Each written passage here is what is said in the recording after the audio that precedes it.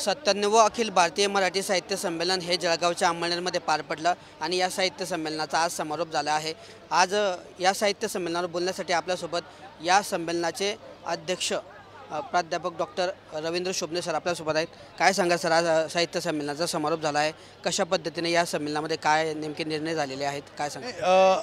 जे काही ठराव झालेत त्या ठरावाची प्रत माध्यमांना अखिल भारतीय मराठी साहित्य संमेलनाच्या अध्यक्षांकडून मिळेलच, साहित्य महामंडळाकडून ते मिळणार। हां, आणि ती त्याच्यामध्ये जे ठराव आहे ते काय काय कुठे कुठे झाले ते तुम्हाला निश्चितपणे कळेलच।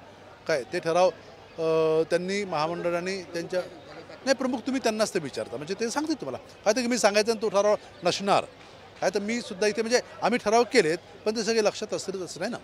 त्यामुळे ते ठरावाची प्रत तुम्हाला काय म्हणतात रीतसर मिळेल आणि ती मिळाल्यानंतर त्यातला मराठी भाषेच्या मराठी साहित्याच्या संदर्भातलेच ठराव आहेत आणि ते मराठी भाषेविषयी मराठी साहित्याविषयी मराठी बोलीविषयी एक निश्चितपणे काही चांगलं व्हावं या आशयाचे सगळे ठराव आहेत।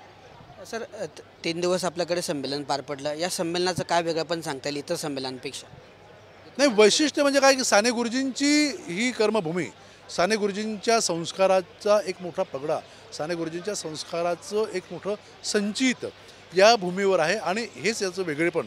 दुसरं वेगळेपण असं की हे साहित्य संमेलन एका तालुका पातळीच्या गावात घडतं आहे, त्यामुळं या तालुका पातळीवर घडलेल्या या साहित्य संमेलनामध्ये काही गैरसोयी असू शकतात, नाही असं नाही, पण त्या आपण समजून घेतल्या पाहिजे। कारण की छोट्या गावामध्ये येणाऱ्या ज्या अडचणी आहेत त्या अडचणीचा सुद्धा आपण विचार करून त्या संमेलनकर्त्यांना आणि संमेलनाच्या पाठीमागे उभं राहणाऱ्या मंडळींना आपण किमान एक पाठबळ देणं, किमान त्यांचं कौतुक करणं हे मला असं वाटतं की आपलं एक कर्तव्य आहे। आपण एक अमुक असे काही त्रुटी राहिली असेल तर त्याच्यावर प्रहार करा, त्याच्यावर टीका करा, हा जो एक विचार आहे हा आपण बाजूला सारला पाहिजे। कारण की आपल्या घरीसुद्धा आपण जेव्हा एखादं छोटंसं काम करतो तर आपल्या घरीसुद्धा अनेक अडचणी असतात, त्यामुळे ह्या गोष्टी समजून घेणं अत्यंत महत्त्वाचं असं मला वाटतं। सर आज आपल्या नीलम गोरे आल्या होत्या, त्यांनी आमच्याशी बोलताना सांगितलं की महिला साहित्यिक जे आहेत ते पण त्यांचा पण पुढाकार असतो, ते पण या निमित्ताने समोर येत आहेत, तर संमेलनाचा अध्यक्ष महिला असावी बुवा असं त्यांनी अपेक्षा व्यक्त केलेली आहे।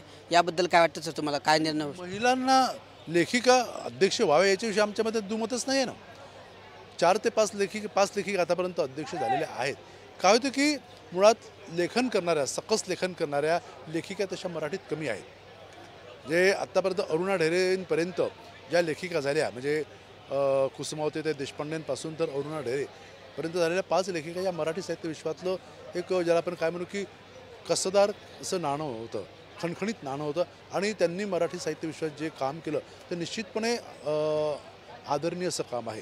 यानंतरसुद्धा अनेक लेखिका आहेत, 4-5 तरी लेखिका आता अगदीच ओळीनं आहेत आणि कधीतरी त्या अखिल भारतीय मराठी साहित्य संमेलनाचे अध्यक्ष होतील। म्हणजे लेखिका संमेलनाध्यक्ष होऊ नये असं कोणाचंच मत नाही आहे। फक्त कसं की एक मुद्दा असा असतो की ज्या लेखकाला संमेलनाध्यक्ष व्हायचं आहे त्याच्याकडून एक त्याची अनुमती हवी असते, हे महत्त्वाचं आहे। आणि अशी काही प्रक्रिया झाली आणि त्यांना जर अध्यक्ष करायचं असेल त्यांच्याकडून अनुमती मिळाली तर त्या कोणी अध्यक्ष होऊ शकतील, त्यात आमचंसुद्धा दुमत नाही, कुणाचंही दुमत नाही। सर आता एक असे पण या ठिकाणी या संमेलनावर असं पण बोललं गेलं की साहित्यिकांनी या संमेलनाकडे पाठ फिरवल्याचं बोललं गेलं, याकडे कसं पाहत? आता जवळजवळ 200 साहित्यिक या संमेलनामध्ये होते, संमेलनात पाठ कोणी फिरवली काय? जे स्वतःला तथाकथित साहित्य संमेलनाचे अध्वर्य वगैरे समजतात आणि त्यांना असं वाटतं की या साहित्य संमेलनामध्ये काहीच राहिलेलं नाही आहे किंवा आपण या साहित्य संमेलनात जायलाच नको असं ज्यांना वाटतं ते आलेले नाही आहेत ना, पण जे आले त्यांचं स्वागत झालेलं आहे ना। आणि म्हणजे साहित्यिक काय किंवा वाङ्मयप्रेमी म्हणजे काय, सर्वसामान्य जी मंडळी आहे समोर बसून कार्यक्रम ऐकणे ती सगळी साहित्यप्रेमीच मंडळी आहे ना। त्याच्यामुळे कसं आहे की आता उदाहरणार्थ अमुक एकाला साहित्य संमेलनामध्ये जावं असं वाटत नाही, त्यांनी येऊ नये, किंवा जावं असं वाटतं तरी यावं, हे साधं सरळ गणित आहे। पुढचं साहित्य संमेलन सर कुठे घेण्याबद्दलचा काय निर्णय जाहीर झाला? आत्ताच उषाताईंनी सांगितलं की 31 मार्चपर्यंत नवीन निमंत्रणं स्वीकारली जातील, त्यानंतर महामंडळाची बैठक होणार, बैठकीमधून हा निर्णय घेतला जाईल, आताच काही ते नाही आहे। तर हे होते आपल्यासोबत रवींद्र शोभणे सर की त्यांनी सांगितलं आहे की साहित्य संमेलन 97वं साहित्य संमेलन या ठिकाणी होतं आणि या साहित्य संमेलनाचं वेगळंपण जे होतं ते म्हणजे साने गुरुजींच्या कर्मभूमीमध्ये हे साहित्य संमेलन पार पडलं। त्यामुळे या संमेलनाचं हे वैशिष्ट्य ठरलं असं त्यांनी या ठिकाणी सांगितलं आहे. 200 साहित्यिकांचा या ठिकाणी सहभाग होता आणि 3 दिवस वेगवेगळ्या विषयांवर या ठिकाणी चर्चा झाली असं त्यांनी मत या ठिकाणी बोलताना व्यक्त केलं आहे. कॅमेरा पर्सन रवी साखरकरसह किशोर पाटील, TV9 मराठी, अमळनेर, जळगाव.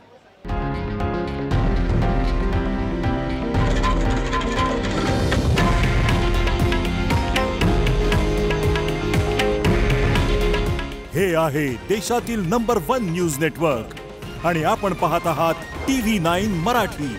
काळजी तुमची, हित महाराष्ट्राचं.